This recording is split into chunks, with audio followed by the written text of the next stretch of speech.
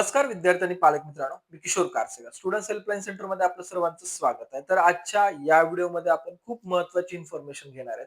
कारण या इन्फॉर्मेशनच्या बेसवरच आपलं पूर्ण ऍडमिशन या ठिकाणी चालणार आहे किंवा ऍडमिशन मिळणार आहे. त्यामुळे हा विषय आहे आपला की 2026 मध्ये मेडिकल प्रवेश प्रक्रियेसाठी कोणकोणते डॉक्युमेंट्स आपल्याला लागणार आहे.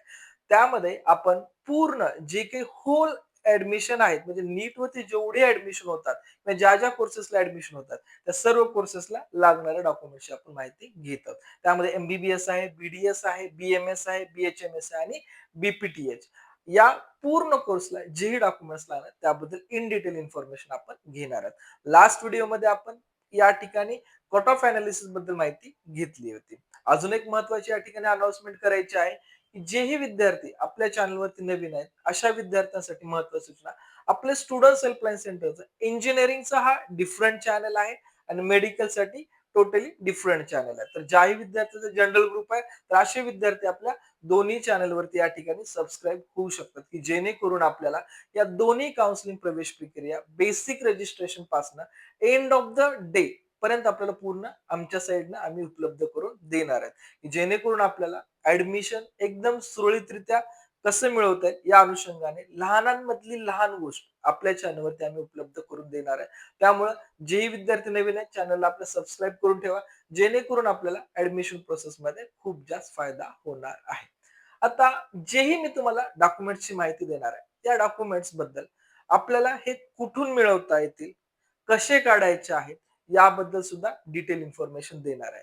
ऍडमिशन पर्यंत कुठले डॉक्युमेंट्स लागणार आहेत, ज्यावेळेस सीट अलॉट होईल त्यानंतर काय डॉक्युमेंट्स लागणार आहेत, अशी इन डिटेल इन्फॉर्मेशन या व्हिडिओच्या माध्यमातून मी आपल्याला देणार आहे. आणि व्हिडिओ थोडासा लेंदी होऊ शकतो, पण हा व्हिडिओ पाहिल्यानंतर मी एवढी तुम्हाला आश्वासन देऊ शकतो की आपल्याला डॉक्युमेंट संदर्भात कुठलाच प्रश्न उपलब्ध किंवा या ठिकाणी क्रिएट होणार नाही. महत्वाची सूचना या ठिकाणी देईल, जेही विद्यार्थी आपल्या व्हॉट्सअप ग्रुप अथवा टेलिग्राम ग्रुप या ठिकाणी जॉईन आहेत अशा विद्यार्थ्यांना हे जे काही डॉक्युमेंट्स मी तुम्हाला सांगणार आहेत या डॉक्युमेंट्सचा प्रत्येक डॉक्युमेंट्सचा एक फॉर्मॅट किंवा कुठल्या फॉर्मॅटमध्ये आपल्याला डॉक्युमेंट्स लागतात याबद्दल इन डिटेल माहिती ऍज वेल एज सर्टिफिकेटचा डेमो सुद्धा आपण दिला आहे. आपण जाऊन चेक करू शकतात, यामध्ये आपल्याला दिसून जाईल. तर वन बाय वन मी या डॉक्युमेंट्स बद्दल माहिती देईल. नीट ऍडमिट कार्ड हे आपल्याकडे ऑलरेडी आहे किंवा बऱ्याच विद्यार्थ्यांचं एक्झामिनेशन हॉलमध्ये जमा झालंय. तर आपल्याला हे सर्टिफिकेट आपल्याला वेबसाईटवरून काढून घ्यावं लागेल. त्या ठिकाणी आपल्याला सध्याच्या सिच्युएशनला अवेलेबल आहे ते आपण डाउनलोड करून घेणं इम्पॉर्टंट असणार आहे. नीट स्कोर कार्ड हे आपल्याला एनटीएच्या वेबसाईट वरती मिळणार आहे ज्यावेळेस आपला रिझल्ट डिक्लेअर होईल त्यावेळेस. त्यानंतर 10th सर्टिफिकेट. 10th सर्टिफिकेट हे आपल्या महाराष्ट्र बोर्डच्या विद्यार्थ्याला लागणार आहे. सोबतच याची जी सनद कॉपी आहे हे सुद्धा आपल्याला लागणार आहे. बऱ्याच विद्यार्थ्यांनी नीट ऍप्लिकेशनच्या वेळेस फक्त मार्कशीट दिलाय. तर यापुढे हे चालणार नाहीये. आपल्याला मार्कशीट ऍज वेल एज सनद या दोन गोष्टी अवेलेबल असणं गरजेचंच असणार आहे. नेक्स्ट आहे याच्यामध्ये की बरेच असे विद्यार्थी आहेत की सीबीएसई बोर्डचे आहेत. तर CBSE बोर्डला marksheet more than sufficient आहे. आयसीएसई बोर्ड, कॅम्ब्रिज बोर्ड या विद्यार्थ्यांना मार्कशीट विथ त्यांचं बोर्ड सर्टिफिकेट अथवा कन्व्हर्जन सर्टिफिकेट ह्या दोन गोष्टी या ठिकाणी कंपल्सरी लागतीलच. नेक्स्ट आहे 12th मार्कशीट. हे 12th मार्कशीट सुद्धा आपल्याला या ठिकाणी आपल्या कॉलेजमधून मिळेल. ज्यावेळेस आपला रिझल्ट येईल 2026 त्यावेळेस मिळेल. जे ऑलरेडी विद्यार्थी रिपीटर आहेत त्यांच्याकडे हे ऑलरेडी अवेलेबल असणार आहे. त्यानंतर स्कूल लिव्हिंग सर्टिफिकेट. लक्षात घ्या, स्कूल लिव्हिंग किंवा टीसी म्हणू शकतात. हे आपल्याला जे 12वी पासिंगचं आहे ते लागणार आहे. अथवा आपण अगोदरच कुठेतरी ऍडमिशन घेतलाय तर आपलं लास्ट अटेंड जे कॉलेज आहे त्या कॉलेजचं आपल्याला स्कूल लिव्हिंग सर्टिफिकेट लागणार आहे. त्यानंतर मायग्रेशन सर्टिफिकेट. मायग्रेशन सर्टिफिकेट सुद्धा आपल्याला 12वी बोर्डच्या मार्कशीट सोबत मिळालेलं आहे. जे विद्यार्थी 3 वर्ष अगोदर आहेत त्यांना अप्लाय करून काढावं लागेल. पण जे 3 वर्षाच्या म्हणजे 2022च्या पुढचे जे काही स्टुडंट्स आहेत त्या सर्व विद्यार्थ्यांना 12वी मार्कशीट सोबतच मायग्रेशन सर्टिफिकेट या ठिकाणी उपलब्ध झालं आहे. आणि हे सर्व डॉक्युमेंट्स आपल्याला आपण जे लास्ट इयरला अटेंड केलेले कॉलेजेस आहेत किंवा लास्ट इयर जे आपल्या ठिकाणी ज्या ठिकाणी ऍडमिशन होतं या ठिकाणाहून आपल्याला मिळून जातील. नेक्स्ट आहे की जे आपल्याला हे अकॅडमिक सोडून अदर ठिकाणाहून काढायचा तो डॉक्युमेंट्स आहे. तो आहे आपला गॅप सर्टिफिकेट. आणि त्याच्या पुढे सुद्धा दिसेल आपल्याला इफ रिक्वायर्ड. इफ रिक्वायर्ड काय की ज्या विद्यार्थ्याची 2026 मध्ये 12वी झाली आहे अशा विद्यार्थ्यांना गॅप सर्टिफिकेटची आवश्यकता नाहीये. पण ज्या विद्यार्थ्याची 2026च्या अगोदर 12वी झाली आहे, अशा विद्यार्थ्यांना गॅप सर्टिफिकेट कंपल्सरी लागणार आहेच. खूप महत्वाचा पॉइंट आहे. नेक्स्ट आहे आपले पासपोर्ट साइज फोटो. विद्यार्थ्यांनी जे नीट ॲप्लिकेशनवरती फोटो अपलोड केलाय, हा आपल्याला तोच फोटो या ठिकाणी लागणार आहे. हे खूप महत्वाचं आहे. ठीक आहे.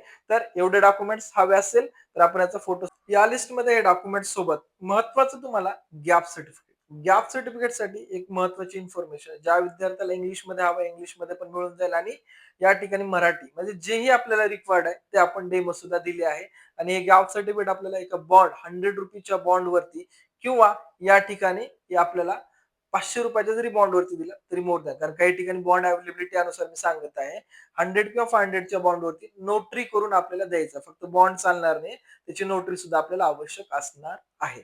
ठीक आहे. नेक्स्ट आहे डोमिसाइल सर्टिफिकेट. आतापर्यंत जेही सर्टिफिकेट होते हे आपल्याला एकंदरीत सर्व अकॅडमिक मध्ये होते आणि बाकीचे गॅप हे आपल्याला डिफरंट बाहेर साईडनं आपल्याला काढायचा होता. तसंच आपल्याला नॅशनॅलिटी अँड डोमिसाइल. नॅशनॅलिटी आणि डोमिसाइल आपल्याला तहसील कार्यालयातनं काढायचं आहे. पाहिलं असता नॅशनॅलिटी अँड डोमिसाइल मध्ये हे जे सर्टिफिकेट आपल्याला उपलब्ध होणार आहे हे आपल्याला काही जिल्ह्यामध्ये एकत्र होतं आणि काही जिल्ह्यामध्ये आपल्याला वेगवेगळं होतं म्हणजे सेपरेटली डोमिसाइल आणि सेपरेटली नॅशनॅलिटी तर दोन्ही चालतं. एकत्र जरी असेल चालेल, वेगवेगळं जरी असेल आपल्याला चालेल. त्याची काय अडचण येणार नाहीये. नेक्स्ट आधार कार्ड किंवा आयडेंटिटी प्रूफ. आयडेंटिटी प्रूफ मध्ये आपल्याला आधार कार्ड आहे, पॅन कार्ड आहे, पासपोर्ट आहे. अशा आपण मल्टिपल या ठिकाणी प्रोसेसमध्ये डॉक्युमेंट्स यूज करू शकतो. महत्वाची गोष्ट आहे या ठिकाणी इफ रिक्वायर्ड म्हणजे जर आपण कॅटेगरीमध्ये असेल तरच आपल्याला डॉक्युमेंट्स लागतील. जर आपण कॅटेगरी प्रवर्गात नसाल तर आपले फर्स्ट जे मी तुम्हाला डॉक्युमेंट्स सांगितले हे सर्व डॉक्युमेंट्स आपले सफिशियंट आहे. याच्या व्यतिरिक्त ऍडमिशन झाल्यानंतर कुठले लागणार ते मी शेवटच्या स्लाइडमध्ये सांगणार आहे. ठीक आहे. तर यामध्ये जे विद्यार्थी कॅटेगरी प्रवर्गात अशा विद्यार्थ्यांसाठी कास्ट सर्टिफिकेट कंपल्सरी आहे. यामध्ये एससी असेल, एसटी असेल, ओबीसी असेल, ऑल एनटी असेल, बीजे असेल आणि एसईबीसी. ठीक आहे. या सर्व विद्यार्थ्यांना हे सर्टिफिकेट आपल्याला लागणार आहे. Caste certificate, caste validity certificate, non creamy layer certificate. वरच्या डॉक्युमेंटसाठी या ठिकाणी व्हॅलिडिटी नाहीये. पण जो आपला नॉन क्रिमिनल हा सब्जेक्ट येईल या ठिकाणी हे डॉक्युमेंट्स आपल्याला व्हॅलिड अप टू 2027 म्हणजे 2027 पर्यंत वैध असणं अनिवार्यच आहे तरच हा आपलं सर्टिफिकेट या ठिकाणी स्वीकारलं जाणार आहे. बऱ्याच वेळेस आम्ही पाहतो की ज्यावेळेस काउन्सिलिंगला विद्यार्थी तर ज्यावेळेस आम्ही डॉक्युमेंट स्कॅन करतो करत असताना विद्यार्थ्याचे हे डॉक्युमेंट सर्टिफिकेट हे एक्सपायर होऊन अगोदरच गेलं असतं आणि बरेच विद्यार्थी जेव्हा जूनला जॉईन होतात त्यावेळेस अशी अडचण आम्ही पाहतो की ते विद्यार्थ्याला पुन्हा सर्टिफिकेट काढण्यासाठी वेळ कमी राहतो. त्या अनुषंगाने हा व्हिडिओ मी तुम्हाला आता शेअर करत आहे जेणेकरून आपण आपल्या वेळेमध्ये हे सर्व डॉक्युमेंटची या ठिकाणी व्यवस्थित पूर्तता करू शकतात. नेक्स्ट आहे ईडब्ल्यूएस सर्टिफिकेट. ईडब्ल्यूएस सर्टिफिकेट सुद्धा आपल्याला व्हॅलिड या ठिकाणी पाहिजे. ईडब्ल्यूएस सर्टिफिकेट काढताना महत्वाचं लक्ष द्यायचं आहे. सेंट्रलचं ईडब्ल्यूएस वेगळं असणार आहे आणि स्टेटचं ईडब्ल्यूएस वेगळं असणार आहे.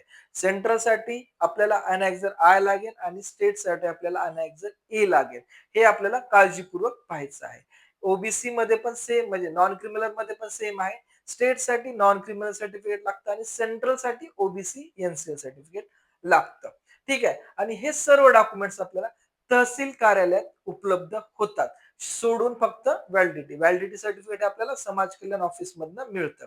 एक महत्वाची सूचना द्यायची आहे. हे आपण डॉक्युमेंट्स एकतर वेळेत काढायचे हा प्रश्नच नाहीये.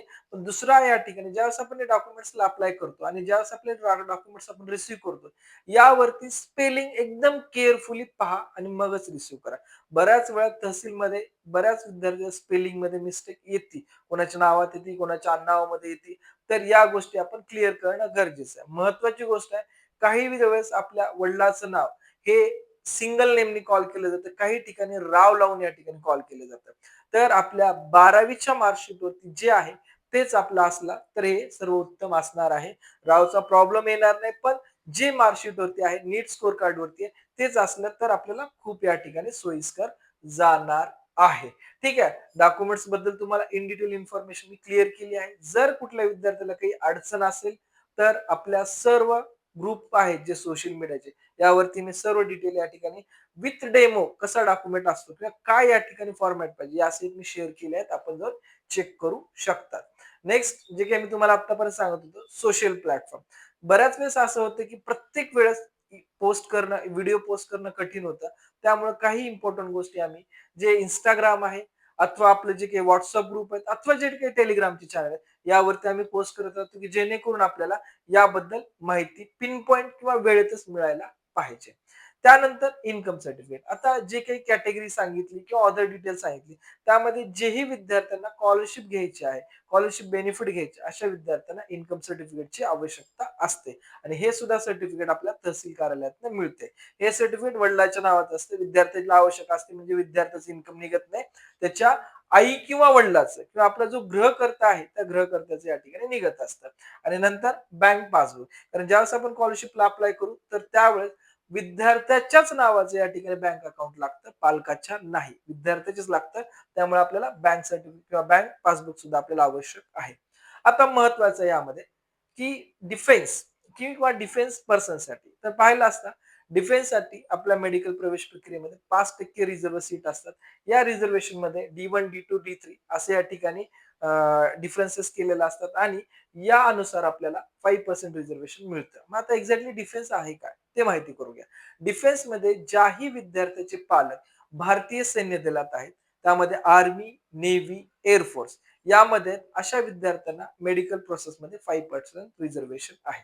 यासाठी पॅरेंट्सचं डिफेन्स सर्टिफिकेट म्हणजे प्रोफॉर्मा सी आणि सोबतच पॅरेंटचं डोमिसाईल सर्टिफिकेट या 2 गोष्टी आपल्याला कंपल्सरी लागणार आहेतच. ठीक आहे. तर हे सुद्धा आपल्याला क्लिअर केलं आहे. नेक्स्ट आहे स्पेशल रिझर्वेशन म्हणजेच की जे विद्यार्थी पीडब्ल्यूडी म्हणजे दिव्यांग आहेत किंवा फिजिकली हँडिकॅप अशा विद्यार्थ्यांना सुद्धा मेडिकल प्रवेश प्रक्रियेमध्ये रिझर्वेशन आहे. त्यासाठी विद्यार्थ्याकडं जे काही आपलं पीडब्ल्यूडी सर्टिफिकेट आहे हे असणं आवश्यक आहे. याचं व्हेरिफिकेशन एमसीसी मध्ये अगोदरच करून घेतलं जातं. त्यामुळं याचं आपल्याला पीडब्ल्यूडीचं सुद्धा ज्या विद्यार्थ्यांना अप्लाय करायचं असे विद्यार्थी पीडब्ल्यूडी मधून अप्लाय करू शकतात. महत्वाचं आहे या डॉक्युमेंट्समध्ये ज्या विद्यार्थ्यांना एमसीसी काउन्सिलिंग अंतर्गत पार्टिसिपेट व्हायचं आहे, अशा विद्यार्थ्यांना सेंट्रल फॉर्मॅटमध्ये सर्टिफिकेट लागतील. ज्या विद्यार्थ्यांना ओन्ली स्टेट काउन्सिलिंगमध्ये पार्टिसिपेट व्हायचं आहे, अशा विद्यार्थ्यांना स्टेट फॉर्मॅटमध्ये सर्टिफिकेट लागतात. उदाहरणार्थ बऱ्याच विद्यार्थ्यांनी ज्यावेळेस आपण नीटचा फॉर्म चालू होता, हा ईडब्ल्यूएस प्रवर्गातनं भरलाय. मग स्टेटमध्ये त्यांची कॅटेगरी दुसरी असती कुठली तरी. तसंच ओबीसी मधनं मॅक्झिमम विद्यार्थ्यांनी फॉर्म भरला. तर स्टेटमध्ये आपली वेगळी काहीतरी कॅटेगरी असते. तर आपली ज्यावेळेस आपण एमसीसी काउन्सिलिंग करू तर एमसीसीला सेंट्रल फॉर्मॅटचे सर्टिफिकेटच देणं गरजेचं आहे. स्टेट काउन्सिलिंग करू तर आपल्याला स्टेटचे सर्टिफिकेट देणं गरजेचं आहे. मी ओबीसी मधून फॉर्म भरलाय म्हणून ओबीसी सर्टिफिकेट आपल्याला एकतर कार्यालयातून मिळणार नाही आणि आपल्या प्रोसेसमध्ये सुद्धा चालणार नाही. तर स्वतःचे कन्फ्युजन करून घेऊ नका. तर जर ओबीसी असेल तर आपलं जर मूळ कॅटेगरी स्टेटमध्ये NT1, NT2, NT3 या प्रवर्गात असेल तर आपले ते सर्टिफिकेट आपल्याला लागणार आहे. ठीक आहे. नेक्स्ट आपला जो पॉइंट आहे MKB Maharashtra Karnataka border area यामध्ये खूप कमी विद्यार्थी असतात. तर विद्यार्थ्यांनी लक्षात घ्यायचं की आपल्याला कुठलं सर्टिफिकेट लागतं जर आपण या प्रवर्गात येत असाल आणि हे माहिती कुठून भेटेल की आपल्याला याची सेपरेटली लिस्ट आहे जिल्ह्यानिहाय तालुकानिहाय आणि गावनिहाय अशा लिस्टमध्ये आपल्याला महाराष्ट्र कर्नाटक बॉर्डर एरियाची पूर्ण माहिती मिळेल आणि या डिस्प्युटेड एरियात जी काही मुलं येतात किंवा महाराष्ट्रात या विद्यार्थ्याला ऍडमिशन घ्यायचंय त्या विद्यार्थ्याला डिस्प्युटेड एरियाचं सर्टिफिकेट मदर टंग सर्टिफिकेट आणि 10वी-12वी ज्या ठिकाणी झाल्या ते ठिकाणचं आपल्याला सर्टिफिकेट लागणार आहे. ठीक आहे. नेक्स्ट असंच आपलं रिझर्वेशन मिळेल हिले एरिया म्हणजे डोंगराळ भाग की जे विद्यार्थी डोंगरी भागात आहेत याची सुद्धा एक इन डिटेल लिस्ट येते. जर आपण त्या भागात असेल तर त्यासाठी सुद्धा आपल्याला पॅरेंट्सचं डोमेसाईल लागणार आहे. जसं डिफेन्स पर्सनसाठी आहे तसं याही विद्यार्थ्यांना सेम लागणार आहे. सोबतच विद्यार्थ्याचंही तर ऑलरेडी लागणारच आहे आणि दुसरी गोष्ट 10वी-12वी ज्या ठिकाणी झाल्या तिथले सुद्धा आपल्याला मार्कशीट लागणार आहे. नेक्स्ट आहे नेक्स्ट म्हणण्यापेक्षा आतापर्यंत जे काही मी आपल्याला डॉक्युमेंट सांगितले हे सर्व डॉक्युमेंट्स हे आपल्याला बिफोर ऍडमिशन किंवा ऍडमिशन प्रवेश प्रक्रियेत लागणारी आहे. आणि हे सर्व डॉक्युमेंट झाल्यानंतर आपल्याला ज्यावेळेस आपल्याला एखाद्या कॉलेजची सीट मिळेल तर सीट मिळाल्यानंतर आपण ज्यावेळेस रिपोर्टिंगला जात असतो त्यावेळेस आपल्याला काय करायचंय की जे आपण रजिस्ट्रेशन फॉर्म भरलाय त्या रजिस्ट्रेशन फॉर्मची प्रिंट ठीक आहे, कंपल्सरी लागेल. एमसीसी असेल या स्टेट काउन्सिल लागेल. त्यानंतर आपण जे काही चॉईस फिलिंग केली आहे त्याचं अलॉटमेंट लेटर म्हणजे जे आपल्याला कॉलेज मिळालंय त्याचं एक अलॉटमेंट प्रिंट मिळते. हे अलॉटमेंट लेटर सोबतच आपण ज्या कॉलेजमध्ये ॲडमिशनचा डी भरत आहेत, आपल्या कॅटेगरी अनुसार असेल त्या पूर्ण फीसचा आहे. तर हे आपल्याला डी लागणार आहे. आणि या व्यतिरिक्त आपण जेवढेही डॉक्युमेंट दिले आहेत, त्या सर्व डॉक्युमेंटची आपल्याला 5 झेरॉक्स कॉपी कंपल्सरी लागणारच आहेत. तर या व्हिडिओच्या माध्यमातून विद्यार्थी पालकांना टोटली एम-बी-बी-एस, बी-डी-एस, बी-एम-एस, बी-एच-एम-एस, बी-पी-टी-एच या सर्व प्रोसेससाठी कुठले डॉक्युमेंट्स लागतात याबद्दल इन डिटेल इन्फॉर्मेशन दिली आहे. तर महत्त्वाचं मी लिस्टमध्ये ॲड झाला नाही हा पॉइंट, की आपल्या मेडिकल प्रवेश प्रक्रियेमध्ये आपल्याला मेडिकल फिटनेस सर्टिफिकेट सुद्धा या ठिकाणी लागत असतं. ठीक आहे. मेडिकल फिटनेस सर्टिफिकेट या ठिकाणी माझ्याकडून चुकून मिस झाला आहे पॉइंट. पण व्हिडिओ एंड करण्याच्या आत मला या ठिकाणी लक्षात आलंय, की प्रोफार्मा एच ठीक आहे. प्रोफार्मा एच हे मेडिकल सर्टिफिकेट सुद्धा आपल्याला या ठिकाणी लागत असतं. तर ठीक आहे. तर आपण हे सर्व डॉक्युमेंट्स या ठिकाणी मी तुम्हाला सांगितले. इन डिटेल लिस्ट पाहिजे असेल ग्रुपवर मी अवेलेबल करून देईल आणि इन केस असं एखादी गोष्ट आमच्याकडनं राहत असेल आपण कमेंटमध्ये सुचवा. आम्ही त्यामध्ये करेक्शन डेफिनेटली करू. कारण एखादा पॉइंट राहू शकतो. पण लकीली हा मला लास्ट मोमेंटला आठवला तर मी हा सुद्धा तुम्हाला क्लिअर केला आहे. ठीक आहे. या व्यतिरिक्त जर आपल्याला काही अडचणी असेल, काही क्वेशन असेल तर आपण कमेंट्समध्ये विचारा. ॲज सून ॲज पॉसिबल आपल्याला माहिती डेफिनेटली देईलच. ठीक